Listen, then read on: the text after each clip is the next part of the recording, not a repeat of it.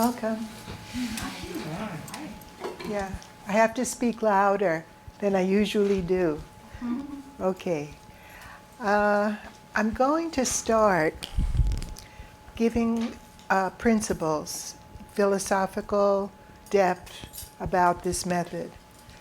And after that, I'm going to show different painting journeys so you could see how these principles are operating in the journeys of different students that have taken them, that have studied and done the I.am.I Method of spontaneous painting.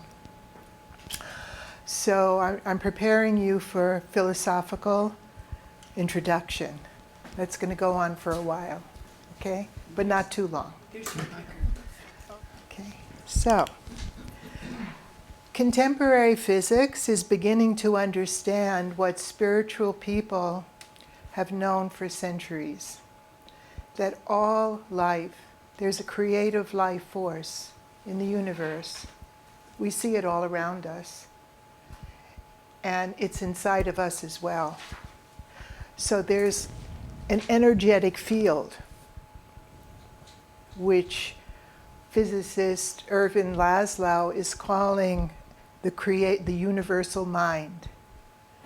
And our unconscious is part of this field.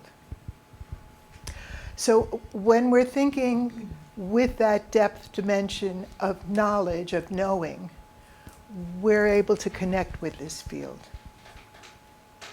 Okay. I just want to take a minute to really let that idea sink in, that my unconscious is connected to this universal life force in this field. And luckily, science is beginning to affirm this.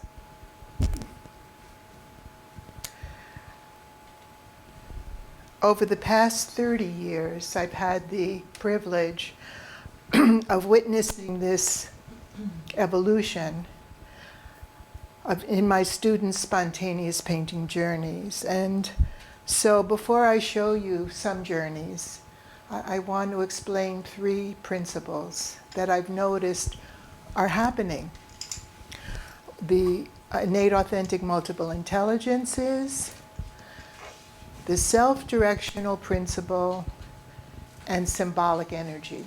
Only 3 things, okay?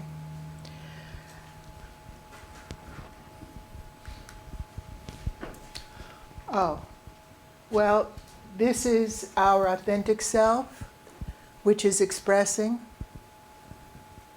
through the innate intelligences. These are all, I say they're innate because humanity, all human beings are born with these intelligences. They're symbolic, intuitive, creative, emotional, spiritual, somatic, and imaginative. These are our innate intelligences that we are all born with.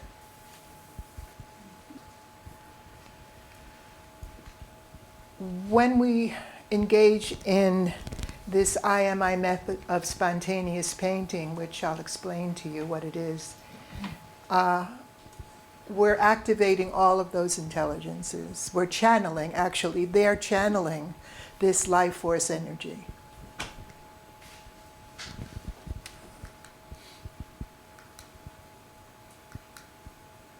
We're painting the energy.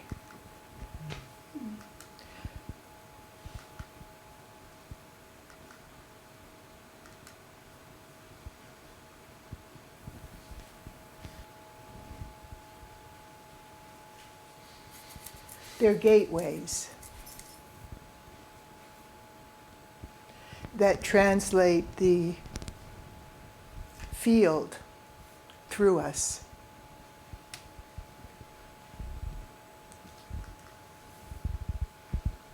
Now I'm going to talk about the self-directional principle. I've noticed there's a guiding principle. I'm calling it the self-directional principle. And when we paint spontaneously, without any planning or judgment, and no one is giving us a direction about what to do, then this self-directional principle can operate. It needs that kind of environment in order to function.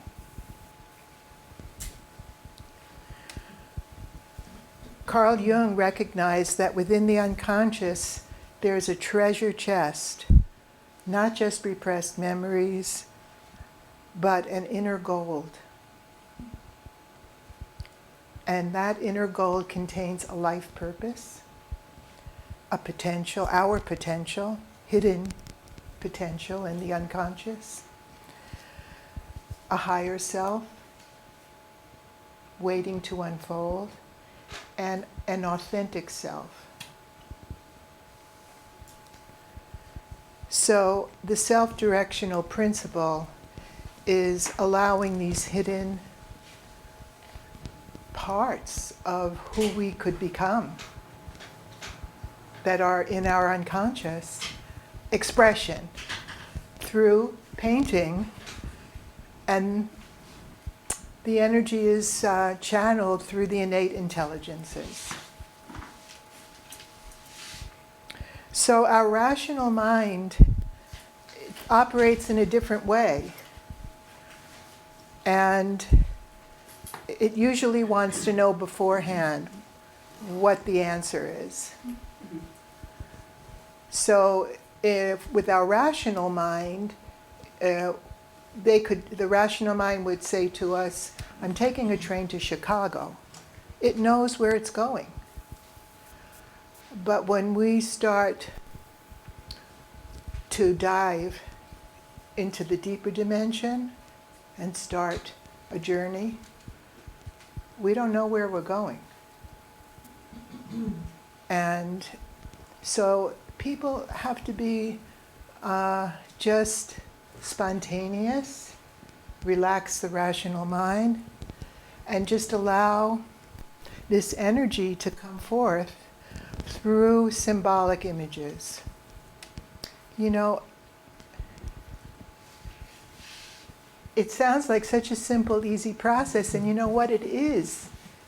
Everybody can do it, and hardly anybody is doing it. It just makes me want to cry.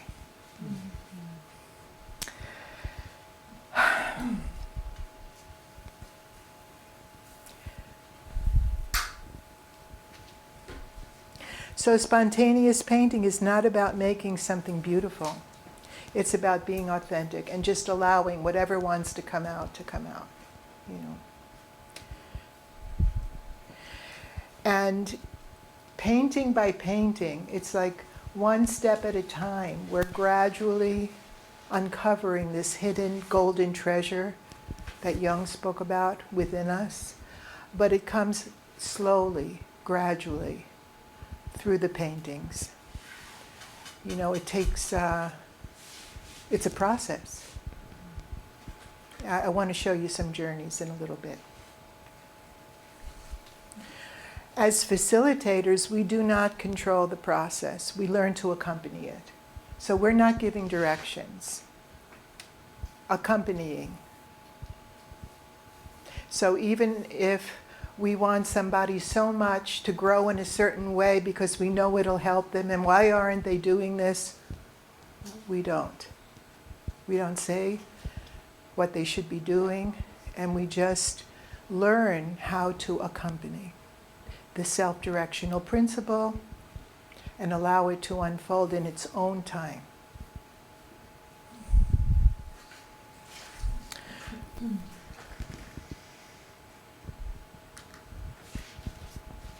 This is the last principle, idea, a symbol. What is a symbol? Well, it requires courage to go into the unknown and not know where you're going. So the symbol is an energy that nature has bestowed upon us to evolve human consciousness. I'm going to repeat that because it's what a symbol does. It's an energy. to evolve human consciousness. We can think of it as a psychic energy embedded within an image. And that's why I call them symbolic images.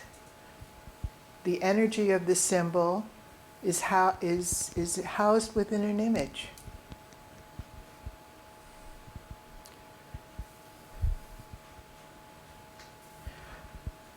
And the symbol is part of this creative life force that is awakening new life.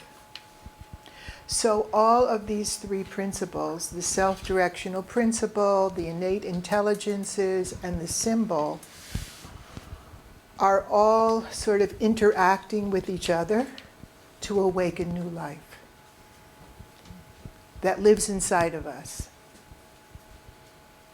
And we're trying through the method, the I.am.I Method, to give all of this a chance to express.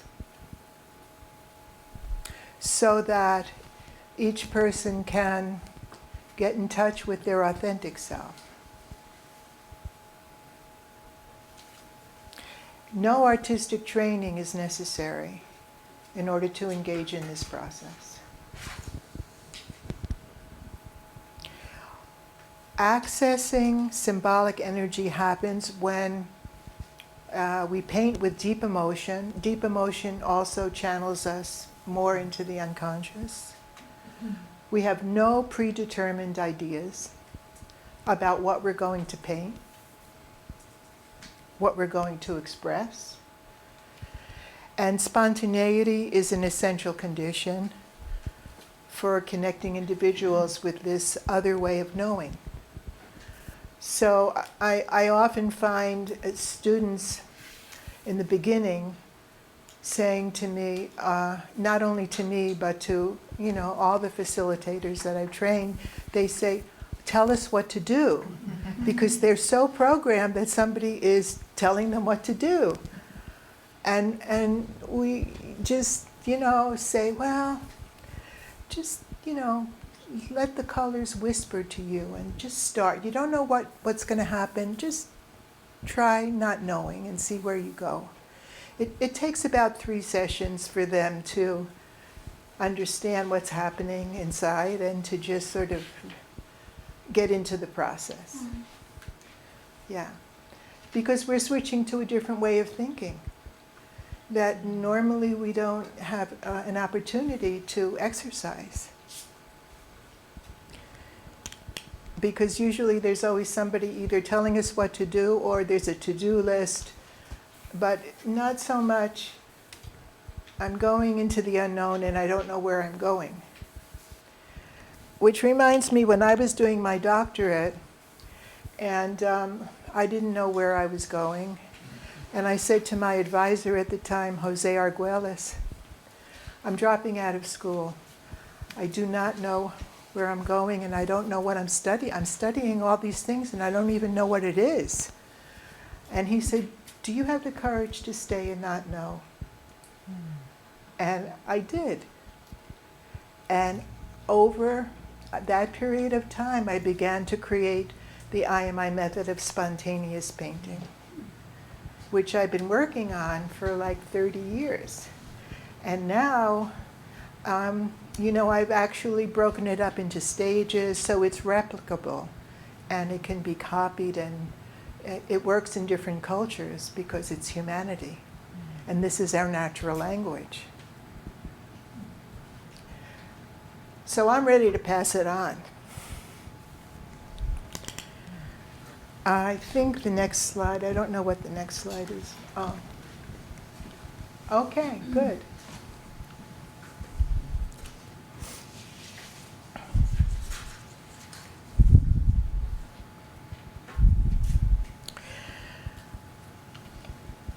The vital life force of symbolic energy emerges in the form of images. Our unconscious naturally communicates through images. It's not always a rational language. It's used to expressing in images. Expressing in images is an innate form of human expression. early on, this was our alphabet.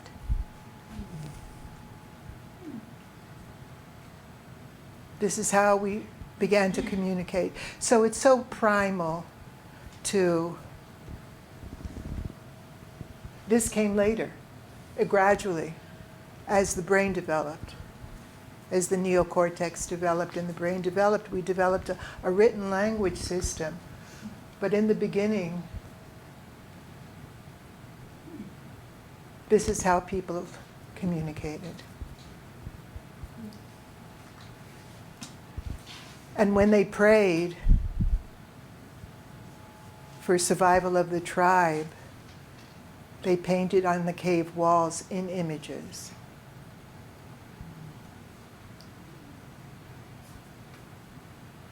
It was the shamans that painted on the cave walls, but everybody can paint symbolic images.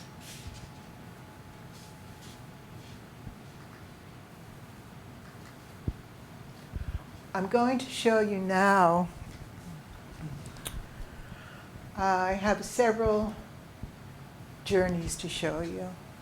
The first one is a woman whose son died of cancer. And she is a painter, but you don't have to have training in painting to do this process. All she did for 6 years after her son died was to only use the color black. And when she began this painting, she started in black, and then all of a sudden, this is what happened. So it was the first time in 6 years that she chose to paint with another color beside black. And then people go painting by painting gradually to express these deeper parts of themselves. That, there's different things that emerge from within us. One of them is the authentic self. So look what happens. In the next painting, she still has black, but now she has all these dancing people in the light.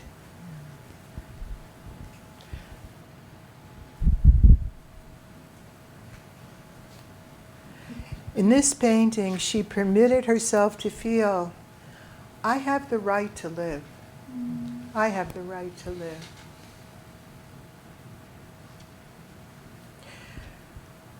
See how it happens gradually? The black is still there, but I have the right to live is coming forth. I have the right to dance and feel happiness.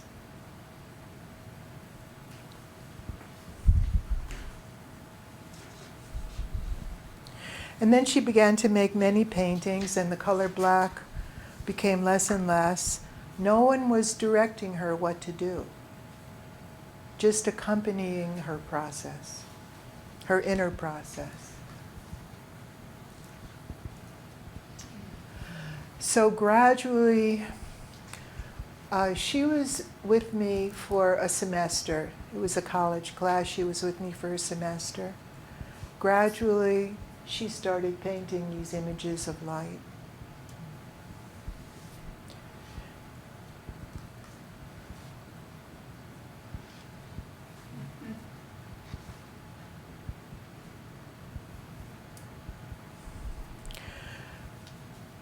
The symbolic energy expressed in her paintings began to influence her life.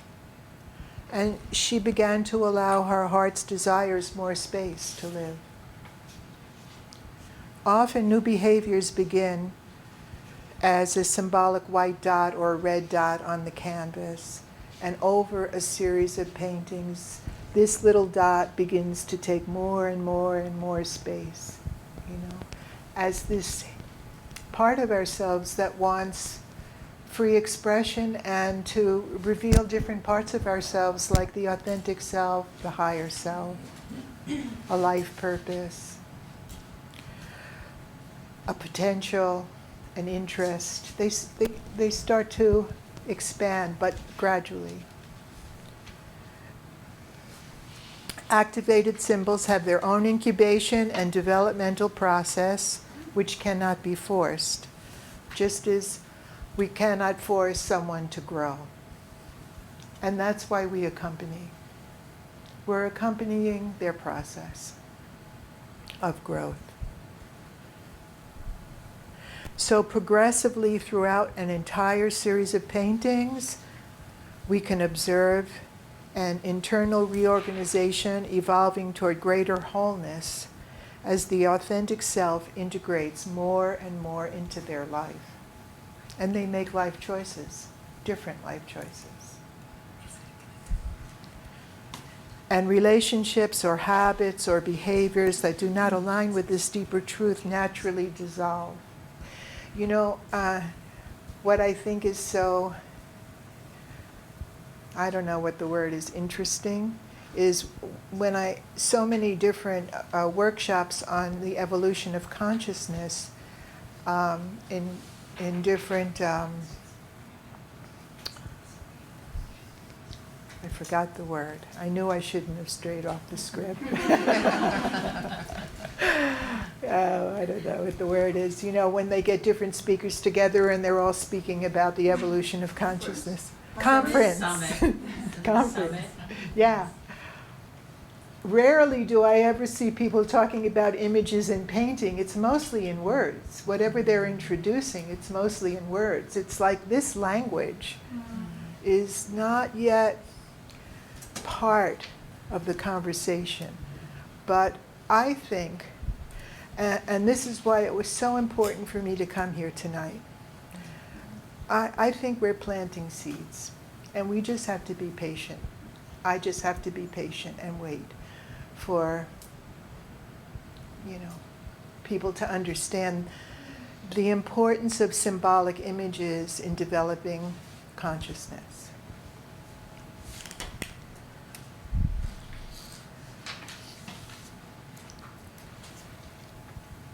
Okay, so I already said that the I.am.I Method, we can create and express, different emotional responses resulting in new behaviors and new ways of thinking. And I'm going to show you another painting journey now. All right, Barbara started off painting one. She's tied up.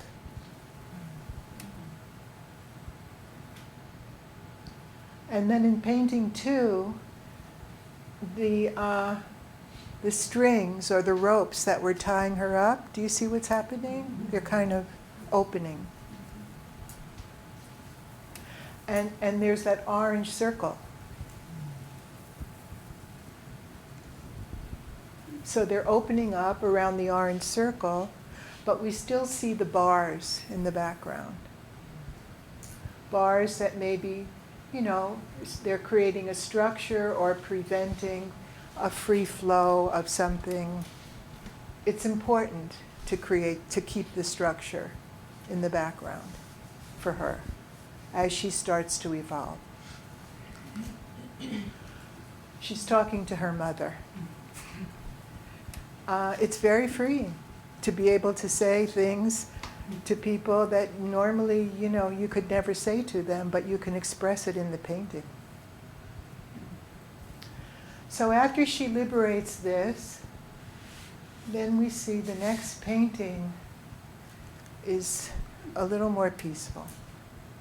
She released some anger that she was holding inside. And there is a tree there, which could be a symbol for the Great Mother.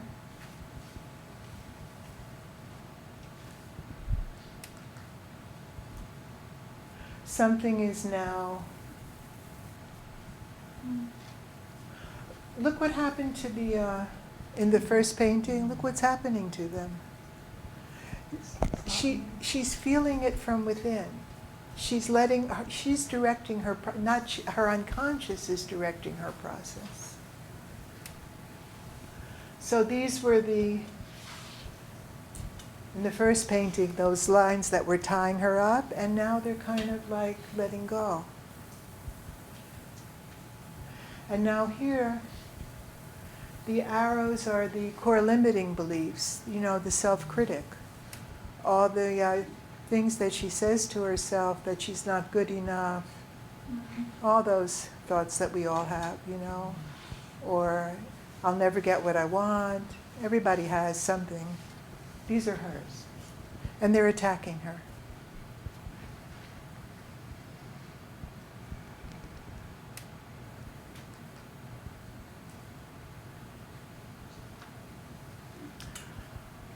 This is a very important painting because she's painting the portal of light, a portal of light. A lot of people paint a portal of light. So, and look at all the spirals around the portal of light. So, there's a meaning because spirals are, an ancient form. An ancient form. So, I, as a facilitator, I stopped kind of like analyzing the painting and telling people analyzing their painting, what their painting was about. I don't like to do that. I kind of made a decision early on that I didn't feel comfortable doing that because there's this gigantic universal life force energy field, and my unconscious and her unconscious are part of it.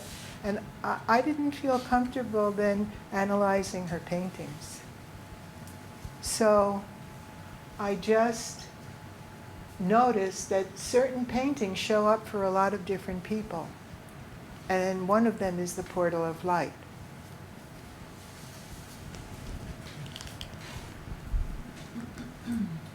And now look what's happening. Look how her style is changing. Purple is spirituality, maybe, and a heart is maybe the beginning of inner love, or just allowing love energy to come forth, or maybe her divine self, which is the divine self in all of us is an expression of love.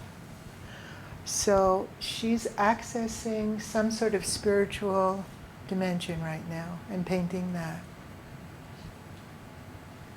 But the interesting thing is that her self-directional principle is directing her paintings.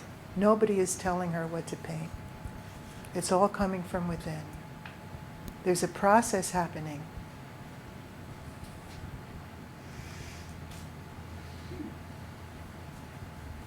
Something's moving.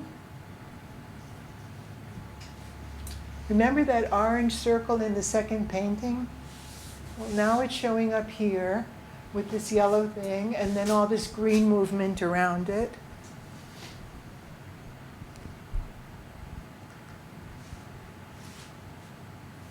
And then she paints this channel of light.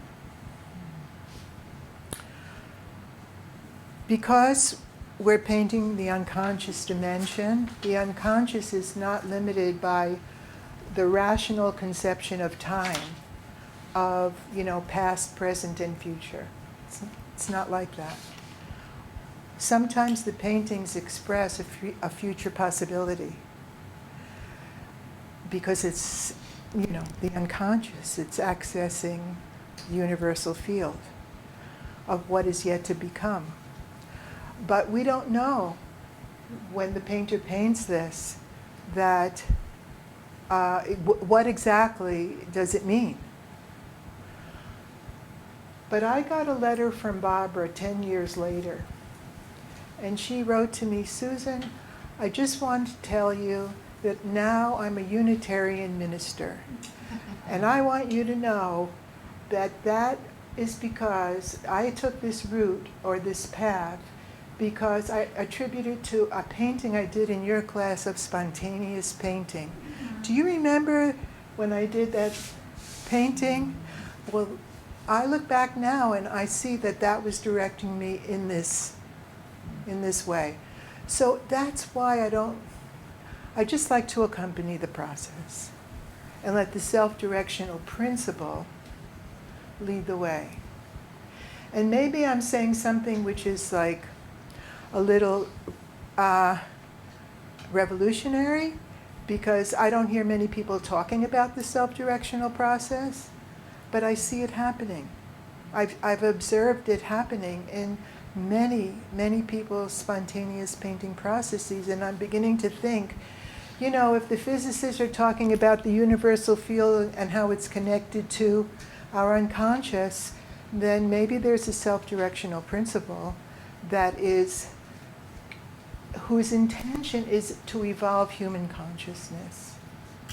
Maybe that is something that is functioning, and we just haven't given it enough attention, or we don't understand it really, and more scientific research needs to be done. So I'm just sharing with you things that I've noticed, that's all. Oh, this is one of my paintings. Because first I went through the journey myself before, you know, I started teaching. So this was the first time my inner warrior appeared in a painting. Look how teeny she is. And she took this, she wanted to kill that mind, that patriarchal way of thinking. And she killed it. She wanted to kill it. But the thing is, when we're expressing deep emotion, we don't really know, because we're not working with the rational mind that knows I'm taking the train to Chicago. So I didn't know how this was going to express. But years later, when I look back at this painting, I can see that she wanted to kill the patriarchal mind. And then one of the last paintings I did was this goddess-like figure with the snake, which is a sacred animal. And I wondered, why is there a book on her lap? And I didn't know why there was one when I painted it. But years later, I think that book was the spontaneous painting manual that I wrote. Mm-hmm. Maybe that's it. So I'm just letting you know that a lot of times the paintings express a future direction. I see it happening sometimes, but you know, you really have to be with somebody for a long time to know if they're expressing a future direction or not. But I'm just saying that it happens. The green man hasn't happened yet.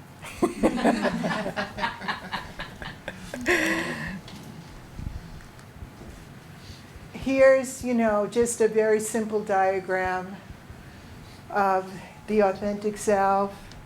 This is the creative life force that's expressing through the channels of the innate, authentic, multiple intelligences onto the canvas. And this is the universal mind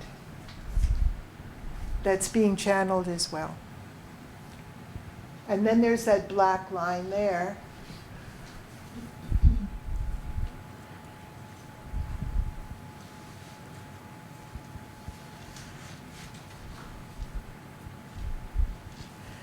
The black line could be the inner critic, could be resistances, could be the habitual thoughts saying, you know, I'm not good enough, I'll never get what I want.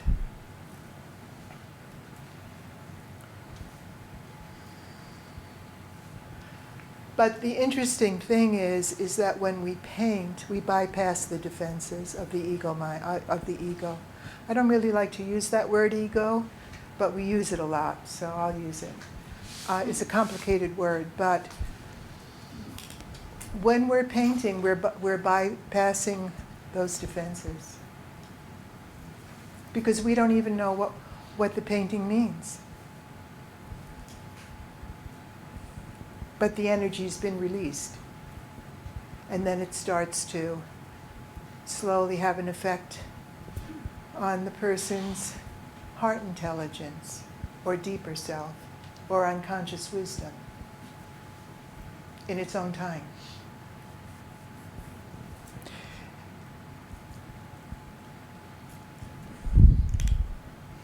It's not easy to decipher the meaning of the symbolic images.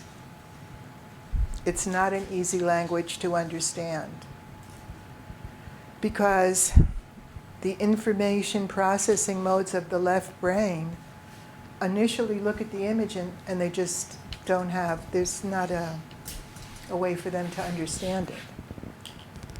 This energy that's coming out of us.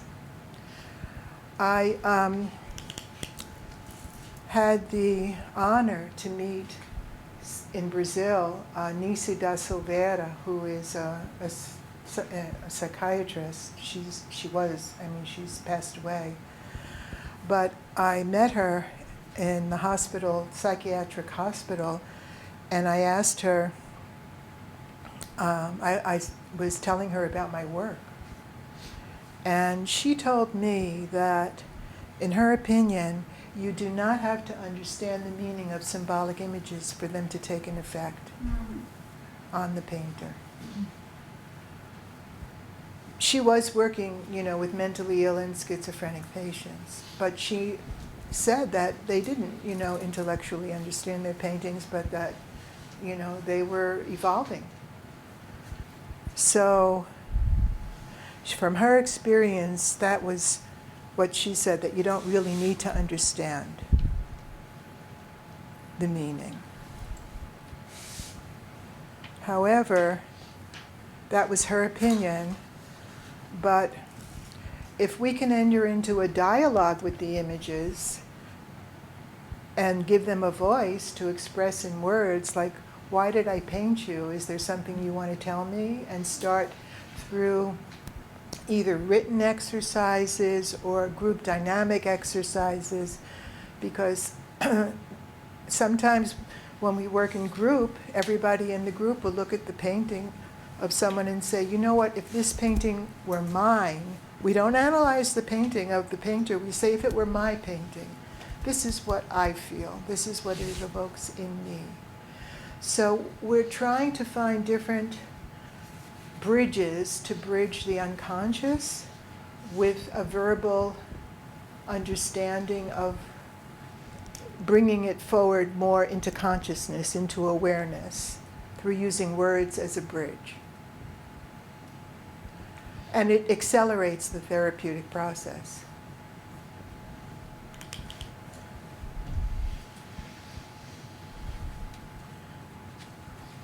Can I ask a question? No, What's I don't the think. CLB stand for? Core limiting beliefs. Core limiting beliefs. Thank you. Yeah.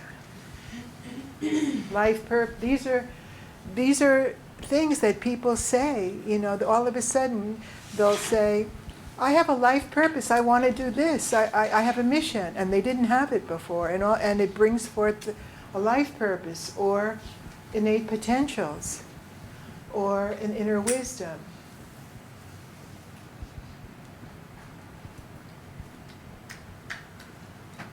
Because we're working on that deeper level and allowing that to come forth. It's like inside of us. Okay, so how did I start to organize the method? I start off with a preparatory ritual induction to get people, to slow down, stop thinking. We take them into, close your eyes, and I'll take them on, I call them pre-painting exercises that are just designed to let the painter sort of slowly go into another way of thinking that's not the rational do. But I don't direct them in any way to paint this or paint that. And at the end of the pre-painting exercise, I'll always say, paint whatever emotions come up. All emotions are welcomed. And then they start to paint without knowing what they're going to do. So then they start the painting. Symbolic energy, the symbol is activated, expresses in the image.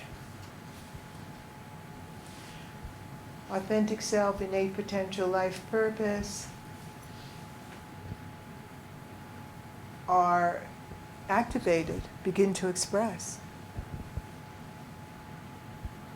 Then after the painting, I have everybody incorporate the painting in their bodies and let the painting move their bodies. And they receive other kinds of information once they start moving with the brushstrokes. And then after we incorporate the painting, we do immediately a writing exercise and put it into words. And then we have different we meet in small groups, and we have different dynamics working in small groups to bring it more into a verbal form, a written, words. Translate it into words. And the painter listens to people, and there's different exercises that take them deeper and deeper into what the possible meanings could be.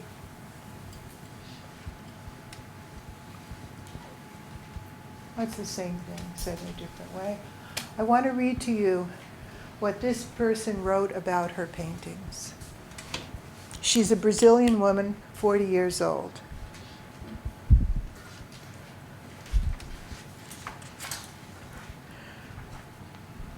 This is what she wrote about her first painting.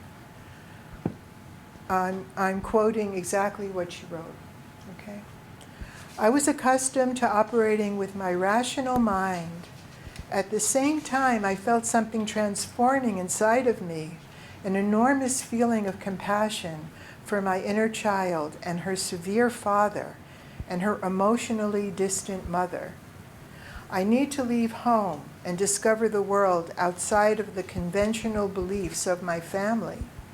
Father, mother, I cannot sacrifice my life to conform to your expectations and beliefs. I need to discover my compassion and love. I need to express my truth. I can no longer live hiding in fear. Many times I wanted to not speak and to be invisible in order to not express any feeling or idea. I always thought that people would not be interested in listening to me, and they would not think it interesting. And this feeling has always permeated my life, and I believe I felt this way ever since I was an infant. She's 40 years old now, writing this. I have memories of situations where I wanted to be silent and not speak.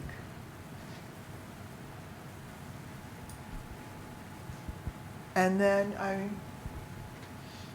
so her process was a year. I'm going to show you a few of the paintings that she did in that year. Second painting. It's called The Mask. This being is me, a shaman. I have been called upon to orient those who need me. You have allowed me to come. So she's giving the image a voice, right? You have allowed me to come forth now through this painting. However, we have been connected for a very long time. I am a spiritual being. I come to speak now about spirituality, ancestors, kindness, and the collective. My mouth has been shut for a long time and is wanting to speak and express things repressed from childhood. In the past, my confidence and trust were betrayed. Now I'm creating a new reality in the present time. And the affirmation from this painting is, I surrender and I trust. I speak from my heart.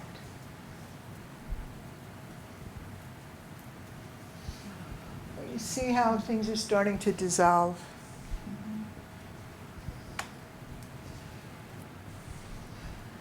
Transmuting. She writes, the painter wrote, "My inner child is leaving behind her fears. I'm free from restrictive social rules, removing constrictions and barriers that impeded my vision. There is an awakening to a new way of seeing that shows me the light." First comes the painting, and then she writes about it afterwards. So she's really directing her own process. Then this is not the exact next painting, but over the year I'm just showing you a few of her paintings. Now in this painting she writes, "I'm the great mother who cares for and holds everything. I am my own caring mother. Light, I am my own caring mother." Light and darkness, masculine and feminine. I hold this new being with acceptance. My life project is in the process of being born. I symbolize life, nature, balance between my parts, the masculine and the feminine, the heart and the rational mind. Everything is in perfect harmony. Everything is as it should be. Everything has a motive for being. Go forth with faith and confidence and surrender to divine guidance. The limiting thought from my past is, I'm afraid to see and believe in my light. And my new affirmation is, I want to observe and see myself with honesty, and I am reprogramming, bringing forth the voice of my authentic expression. And the last painting I'm going to show you from her series is, I'm a tree with profound and strong roots. I have been here for a very long time, and I have lived through many seasons. My branches are delicate, and yet they can support many storms. I assume the fullness of who I am. I am the light of inner compassion. I express the fullness of my existence. I celebrate life on my own terms. This is the authentic self speaking to her now. I acknowledge that I am a being of light. I vow to speak the truth of my authentic and divine self and use my light to help others heal and live from this new consciousness. So, I believe that there's a self-directional principle that's manifesting through the paintings, and the creative life force is has the intention to evolve people to greater states of wholeness and authenticity if given the opportunity to do so, and just sort of leave the control of the rational, which is necessary, but open to this other way of thinking as well, so that we could bring forth the self-directional principle.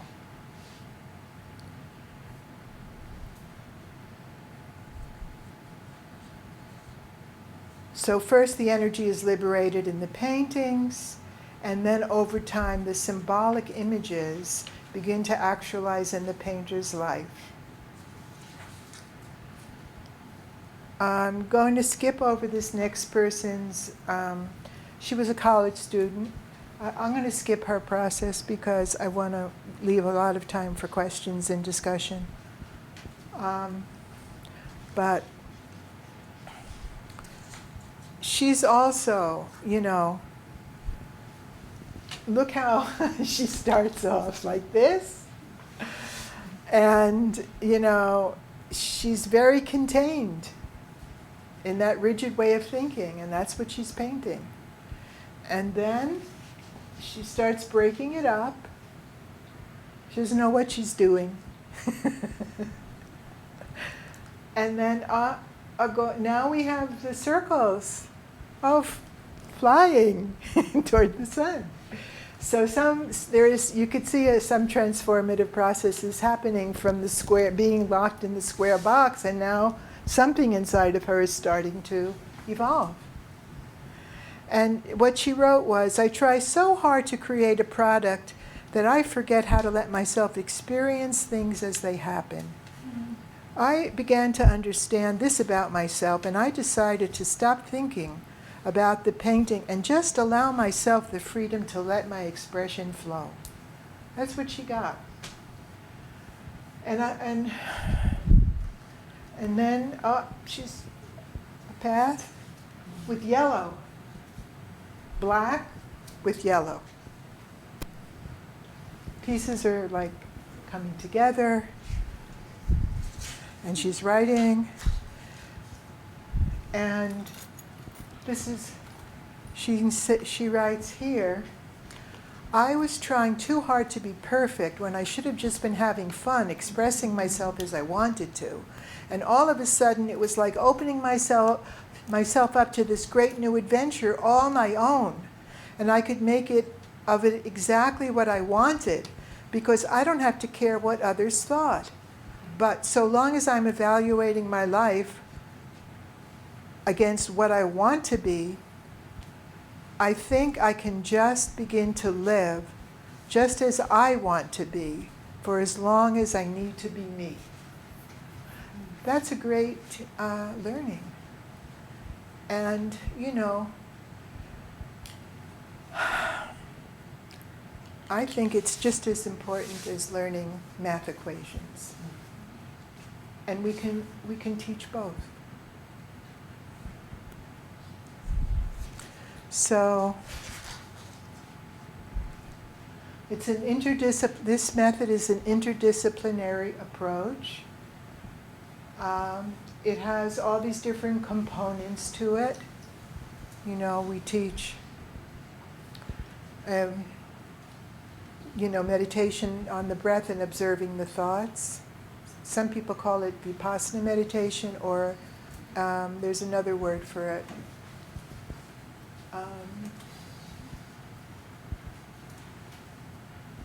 Then we have biodanza, which relaxation and internalization exercises. I mean, biodanza is I don't know if you know about it. It's mostly, it originated in South America. So I'm a biodanza facilitator. So sometimes, you know, it's a different way of integrating body with consciousness. So sometimes instead of doing the verbal, you know, guiding people into their deeper levels, we could have a biodanza, movement part, and direct people through the body into the paintings.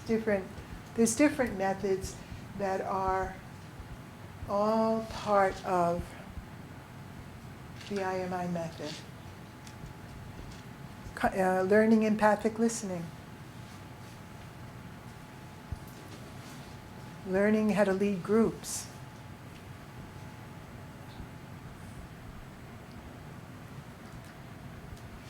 I want to show you two paintings of children.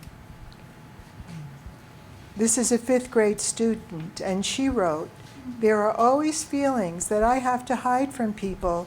When it is art, I can connect to a million feelings when I paint." Meditation is another part of spontaneous painting that we can sometimes do to focus and relax before we paint. This child wrote, they were Brazilian. She was in the 6th grade.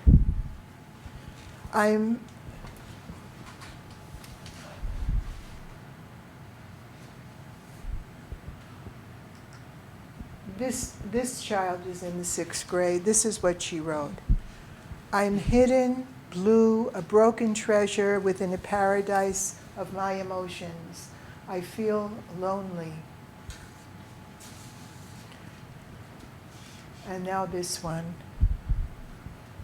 "Spontaneous painting helps me relax.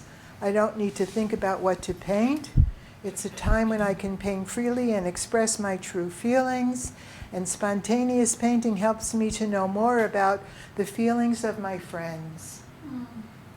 It's very interesting because, you know, when we take a class in spontaneous painting and we're all looking at each other's paintings, then all of the social masks kind of fall away, and we all begin to see each other, for who we all really are. And if you think about one method to create a culture of peace, it would probably be to have this deeper understanding of what everybody is going through and who they are, what they're feeling. So I have never painted, these are some of the things that the students wrote. I have never painted before. I have never been given the opportunity to create what I want. I was always told what to do. So the experience to be able to think freely is new to me. What I want to do is to paint my emotions and stop thinking. I am the creator of my life. That's a great thing for a child to learn. Within us is everything we need to find. I crave boundaries and rules. There were no rules for creating this painting. I was just set loose on the paper. It's okay to leave the paper blank and not know what's going to happen next, not to be in control, and leave room for the wonder of the imagination. In a safe place, we could say what we're feeling and not have to worry about being judged or criticized for it. Like, there are no bad feelings. Anger is not a bad feeling. I am afraid to let go and be spontaneous. I am free to express who I am. This is a quote by Abraham Maslow. Creative art education, or better said, education through art, may be especially important, not so much for turning out artists or art products as for turning out better people. If we hope for our children that they will become full human beings and that they will move toward actualizing the potentials that they have, then as clearly as I can make out, the only kind of education in existence today that has any faint inkling of such goals is art education. Abraham Maslow, humanistic psychologist. We're coming to the end. So, the I.am method of spontaneous painting teaches a new model for mental health prevention. We're interested in accessing and helping people liberate this life energy that is buried inside within the painter so that they can enrich their own life and contribute that to society.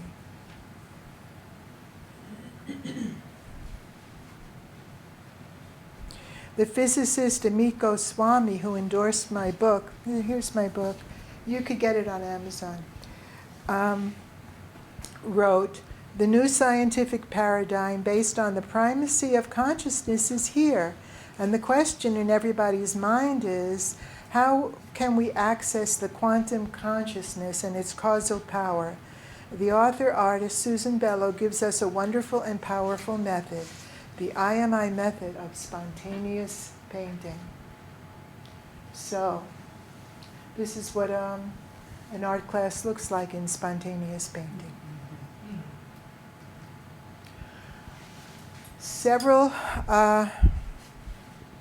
Here are examples of various people's spontaneous paintings expressing images of a divine self. This came from within. Nobody told them to paint a divine self. Love is an expression of divinity, and these paintings of the divine self are allowing the painter on a path to live their divinity. in their own unique and special way. Each person will live their divinity in a unique and special way. Humanity needs to evolve in a direction where consciousness will increasingly recognize aspects of our divine self. Spontaneous painting taps into the energetic fields of the human unconscious.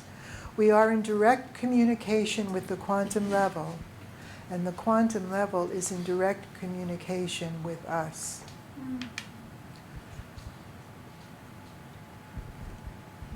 Maybe they're expressing through maybe that level is expressing through our innate, authentic, multiple intelligences and allowing our consciousness to evolve through the image, through the symbolic images.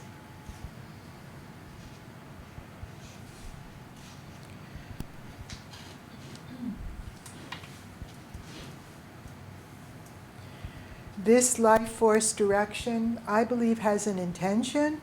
It seeks to bring each of us and all of life to our highest potential.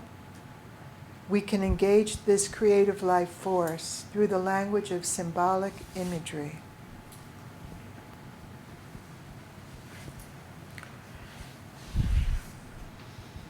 It is my deep hope that through expressing in this way, we can begin to create a culture of peace. The majority of educational programs at the present time are programmed to teach information through left linear ways of knowing, left brain linear ways of knowing. Connection to our innate intelligences is really not prioritized in school.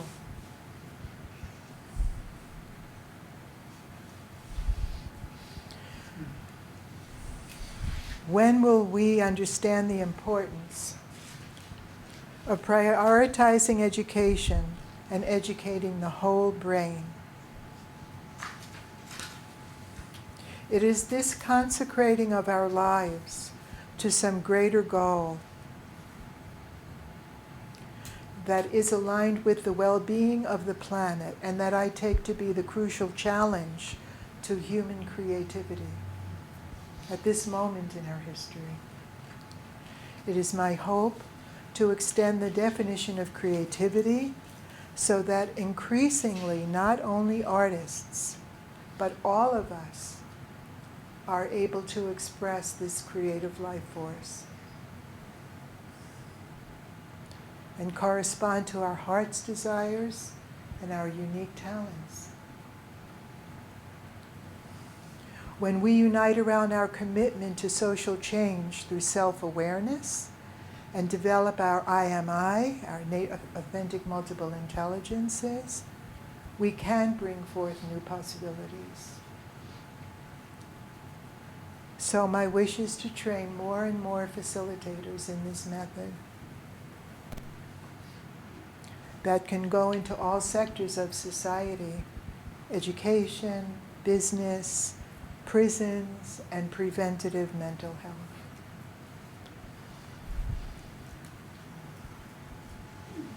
When we go through the portal of light into the unknown, we never know at the beginning of the journey how it will unfold and what gifts we will discover to enrich our life and then contribute those gifts to society. As Greg Baden has said, there is something inside us, we humans, that is so powerful, so beautiful, so ancient, and so precious. And spontaneous painting is a way of opening a channel for that inner power and beauty to come forth. Ultimately, we are co-creators of our own existence, and the source of transformation is within each individual, if given the opportunity to express the creative power of the universe through us. This is Einstein's famous quote. The significant problems we face cannot be solved at the same level of thinking as we were at when we created them. So let's try something new.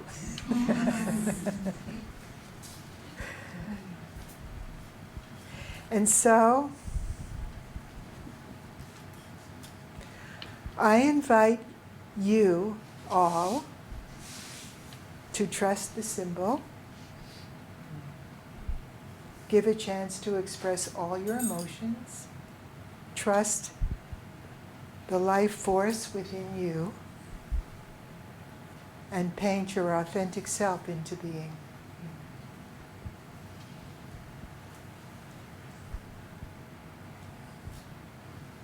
If you want to get in touch with me, here's my email, here's my website, and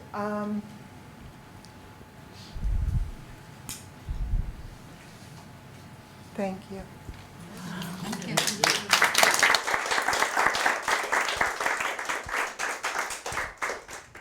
Thank you, Susan. That was so beautiful.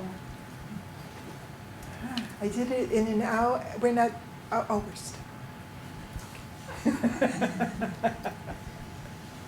So, does anybody have anything, questions, or anything to say? We're all being recorded.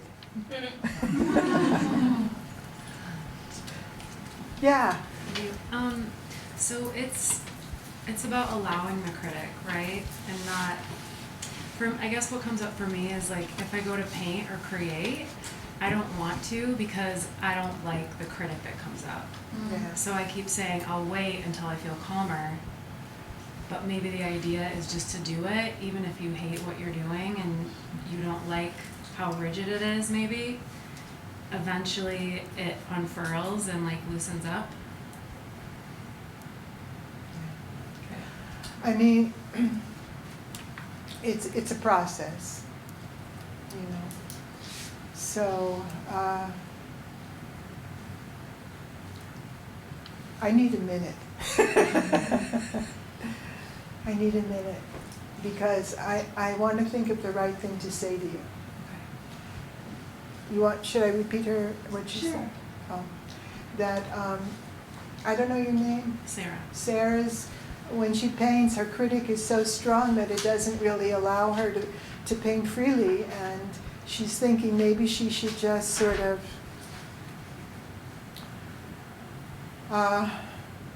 allow the critic and just keep painting and spontaneously and not let it control her so much, you know? Yeah. I wish that we could all be part of a group to get started. It would be helpful. You know, because sometimes, you know, we have dialogues. This is like one of the writing exercises, to have a dialogue between the part of us that's the critic and the other part of us that wants to express freely. And each part sort of starts to talk to the other. And before the other part can criticize the part that the critic part, the critic says to the part that wants to paint freely, could you repeat what you heard me say before you speak? And so the other part has to repeat what the critic wants. What are the needs of the critic? Why is it doing it? And then repeats what she heard the critic say, and then she says, I want to paint freely. You know, I don't want to feel bound in like, you're always evaluating me all the time, and there are so many, I have other needs. And she can go on like that. And then she says to the critic part, could you repeat what you heard me say? And the critic has to understand that part. And we go into a dialogue where each part understands the other part. So it's kind of like we're having self-compassion for all our parts. And it just moves the energy along. Yeah. What else would you like to say? Yes? Well, I have a couple questions. Would you say, again, clearly, what does I.am.I stand for? Innate authentic multiple intelligences. I named the method after the innate authentic multiple intelligences. Okay. And so the people that you were working with, that you showed the paintings, Yeah. I mean, did they have any artistic background? Some didn't, some didn't. Yeah. Yeah. Because, you know, we have to not allow, you know, this need to make it perfect and criticize. That's part, we start you know, if we're doing, I work in groups. The reason I work in groups is because I figured if I want to start to change social consciousness, I better start working in groups. So, you know, we have like an agreement that we all talk about. And one of the things in the agreement is that it's not about making, you know, aesthetic considerations, and, you know, we agree to be, nobody can talk during painting time, because if somebody talks to your partner and says, oh, could you lend me the blue? Then that person might be going deeper and deeper into themselves. So there's all these different, you know, kind of agreements that we make to facilitate the process, and one of them is that we're not interested in it being beautiful, aesthetic considerations. It's about expressing your deep feelings and just letting it come forth. Now, also, I just want to bring up, so you're going to facilitate a class for people if they are interested, and there's a name list here. If you want to have this experience with Susan, please put your name on the Okay, list. so this is what I thought. I'm going to be here till the end of October. So if you want to experience like a 3-hour or a 3.5-hour session with me, then put your name there. But I need somebody to help me organize this because I'm not from here, and I would need a room that, you know, I mean, I could go to Home Depot. Look, to organize it, I have to buy the black plastic to cover the walls. I don't know who has paintbrushes, who doesn't have paintbrushes. Should I buy paint for everybody, or some people have acrylic paint? And so somebody has to help me organize this, because it's too much for me to do by myself right now, because I'm involved in other projects. But I would love to leave here with like one workshop somewhere, I don't know where, but somebody would know where. You know where. I can help you. Okay. Great. Great. And then, you know, and then we'll look at the list, and then we have to figure out, you know, how to do it. I mean, I wouldn't charge for the workshop, but we do have to charge for whatever materials we're going to buy. And we'll get started with one workshop. And if you like it and you want to continue to do a journey, then we could like figure out, how about March, April, and May online? Because right now I'm doing a training program with Brazil, and it's all online. But before we go online, we have to have this workshop in, you know, person. So if you're interested in knowing more about it, we have until, you know, I'm leaving at the end of October, so we'll do it together. What's your name? I'm Anna. Hi, Anna. Thank you so much. Thank you. I'm so excited. Okay. What else? What are your thoughts or questions or yes? This reminds me so much of the work that Jung did with his patient, who he did it through the transformation of mandalas. Do you know about that? Yeah. Yeah. Yeah. And this reminds me exactly of that. Yeah. Yeah. I just watched this movie. I don't know much about his work with mandalas. You know, I know that he did that. But I just watched this movie on Prime, Nice da Silveira, but it was in Portuguese. But anyway, she visited him. She was a student of his. She went into the psychiatric hospital in Rio to work with the schizophrenic patients. All the doctors there were doing electric shock and lobotomies. This was in like the 40s. Right. She goes in with the paintings. She was the only woman who went in with the paintings. And she would show him the paintings, and they would be in dialogue together. Wow. So you know what? I don't know your name, but so much of the things that he wrote, in his collected works, formed the basis of the methodology for this method. And all of us, I think, or not all of us, but some of us, as we get older, we begin to see like a lifetime of 80 years is not 90 years maybe. It's not enough time to change a paradigm. So each person does a little thing, and then they take from the next person. I took from Jung. I stood on his, he inspired me. And but then the thing with Jung was I started to think, look, I don't want to work in a consultorio, in a, office. What? Well, sort of like that, you didn't want to work in a clinical setting. Clinical, with one person. Because, there's so many street kids in Brazil that could benefit from this and get in touch with their authentic self. So I wanted to change. I took Jung's ideas, but I wanted to make it more accessible to more and more people that didn't have money. They couldn't pay for a private session. So that's why I started to do the group therapy with it. But he was the one that inspired me and led the way. Have you seen his red book? I didn't see his red book. Find it. Okay. That's amazing. Okay. He's exemplifying what you're saying. Yeah. I will. I will. Yeah. Thank you.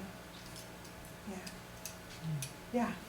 In your travels, according to the bio that was on the little site, you've been lots of places, Brazil and lots. Were there certain places that just really stood out, or some either because of the people or the setting or Brazil. the energy in Brazil? Because you know what? They speak from their heart there. It's different. Mm-hmm. We don't here that much. Not so much. Yeah. Not so much, in the United States. But they have a different way, and I was like so, surprised to see that in their culture. I spent a month in Brazil about 3 or 4 years ago, and on a training, and I purposely, it started out in Brasilia, but it was up in the mountains, up at where the waterfalls and all the crystals are and everything like that, Yeah. and some little villages, and I ended up with a friend just like going back on this little trek of different villages and places, and the further that we got back into the little corners, the more magical it became, and the more it was just so filled with heart. It was just like a wonderful place to be. Yeah, even the language, like the way of the language, the way they speak, the words they use is more heart connected. Mm-hmm. Yeah. Thank you. Yeah. I just want to say thank you for this. It's beautiful, and I can so resonate with it. I didn't know it was a thing. I used to try to paint, and I just decided not to. And then one time a friend years ago said, paint with me. And I'm like, I'm not good at it. And she goes, oh, just do this. And when I was done, it felt so freeing. So then years later, I thought, well, let me try this again. And one of the paintings, I was so in my head and trying to get it just right, and I just went, this is just not working. Hey. And then all of a sudden, it was done, and I call it inner frequencies.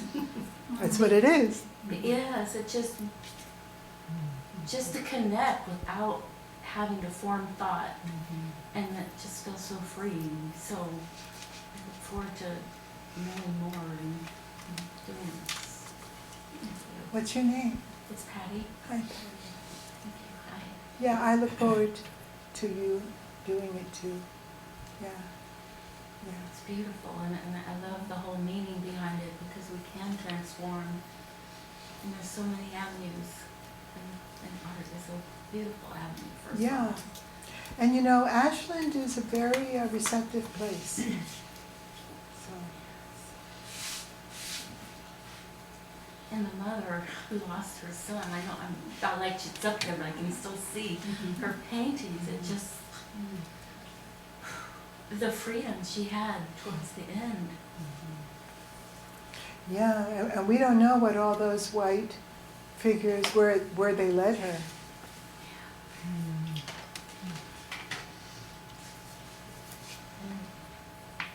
I think we all want to do the class with you. I do too. Yeah, well, Or gymnasium. you know, I thought to myself, I don't know anybody here in Ashland, and